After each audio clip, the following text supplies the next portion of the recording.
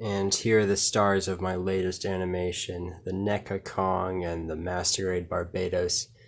I just recently used these in my contest for Donnie Flip's uh, like 10 to 20-second one take action scene.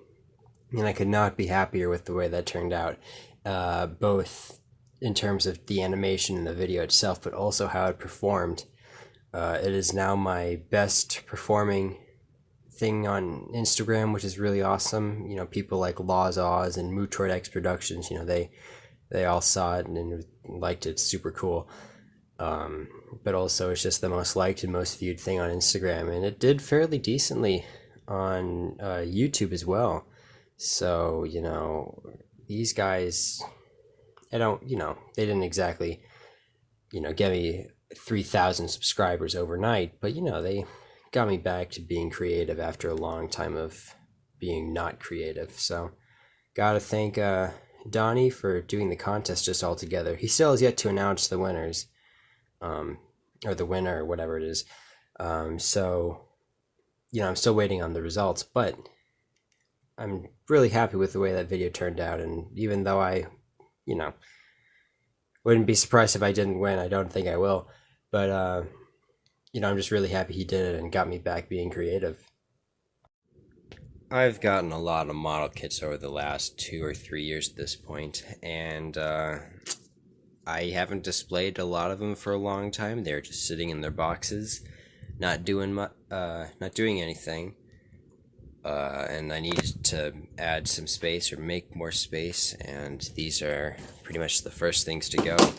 So you can see these boxes are, they're fairly large. This is probably about 7, like probably maybe like 8 by like 7 by 12, something like that. So they're pretty big boxes. They're nothing to scoff at. So they take up a lot of space, and when you got 9 of them, they take up a lot of space. So I bagged them up and put them all in this master grade Barbados box. So just labeled the bags, put there's it's poking out.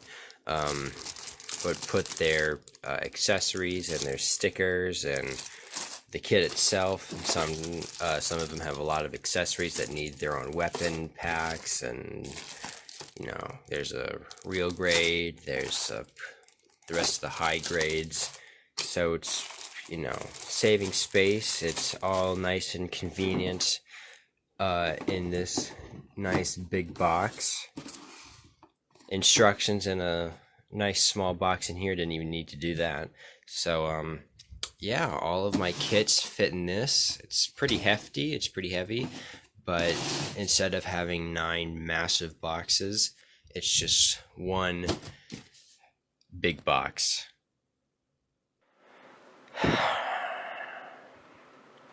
What am I doing with my life? So last Friday, what would that be? The 13th? Yeah.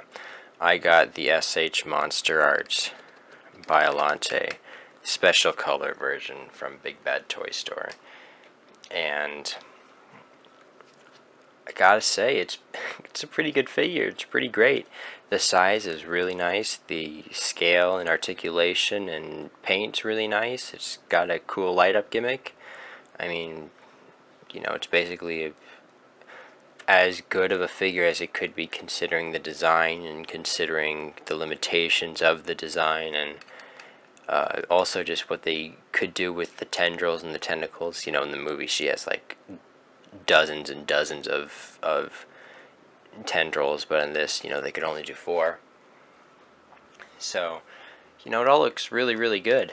Nice greens and browns, some blacks on these like spikes right here, some yellows too. Like if you look at the base of the figure, you can see some yellows and browns, and it all looks really, really good. You got some light green highlights up here on these like dorsal plate looking things. Yeah, mouth has teeth and gum looking colors, so it's it's pretty good. my camera isn't exactly doing it justice, and neither is my camera work. So this isn't exactly the end-all be-all review or like overview of this figure, but yeah, I don't really care. So just to, why not do a quick overview of articulation? Pretty much everything you see in the movie you can do, left and right, and you saw me open the jaw nice and wide, really cool, nice posable tendrils with opening and closing mouths. This back left one has a really loose joint right here, and it can't really support its weight. And then this tendril at the base where it connects out of the box, you do have to assemble the tendrils on at this point at every arm. This one doesn't exactly pop in though. I feel like it just kind of sits there with tension, but it's fairly easy to just pop off. So it's yeah, I'll just get some figures and do a quick size comparison. You know what I completely forgot to do? I forgot to show the light up feature, so I'll just turn off the lights right here, and then whoop-bam! I'll actually just turn on one of the lights. Low lighting, this is gonna be cool for some editing and stuff like that. There's the orange, and then probably my favorite, just because I'm biased to red, I guess you could say. Oh, that looks so good. On camera, it looks a bit more orange. Trust me, in real life, this is like a nice cherry Jolly Rancher red. It isn't as orange as the camera is making it out to be. This is about the same color in real life, although it's not quite as bright. But it's a really neat feature. The batteries are included, at least on mine, so just expect that if you ever get this figure. Don't go out and buy some batteries like I did, expecting this figure not to have any batteries. So I guess I'll do that size comparison that I told you about. So here's a really terrible size comparison, but I'm not putting any effort into this video.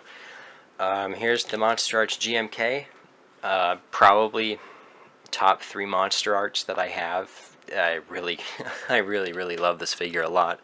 And then I have the San Diego Comic-Con Blue Godzilla 2019. I just grabbed this one because it's the 2019 mold, and a lot of people have that figure, so it's a good way to compare the scales, just because it's kind of a figure that everyone already has, so but yeah, Biollante is nice and big.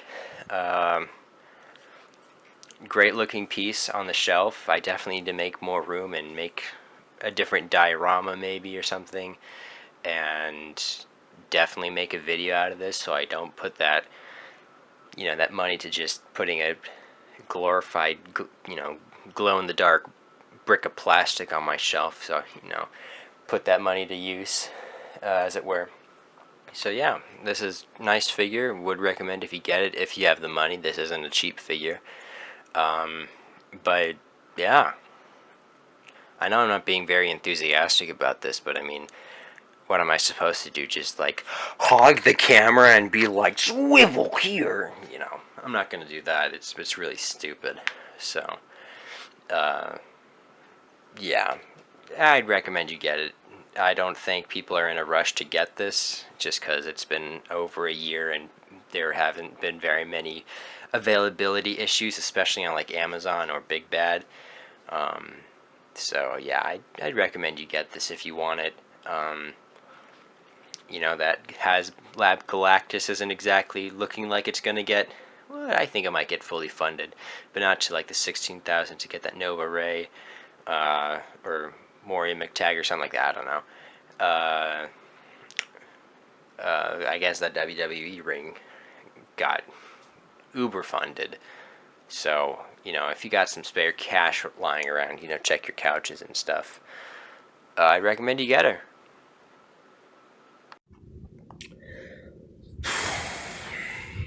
I think I've been working at this lighting for about an hour just with a purple light and a green light. And I think I might have gotten it right on the money. As you can see, I know you can see the flickering a little bit, but it's kind of almost there. A friend wanted me to try it with Ghidorah. It was actually Camster, and it looks okay. This is before I changed things up, and I actually really like this. But this one, I don't know, there's something about it. I think it's because I don't know. I like the way this looks a little bit more. I would prefer to use just a black backdrop to make it look like the night sky, but I don't exactly have enough control over the lighting to keep the sky completely black without any like shadows or stray like rays of light hitting it. And the blue just didn't look right. You can definitely tell that it's just green and purple light, and it didn't look right. And so I thought just using a solid yellow might work out pretty good. And I'll post like just the raw picture, because this doesn't exactly look very good. But yeah, I mean, it's not too bad, I'm not gonna lie. So I think I'll work out a little something with this.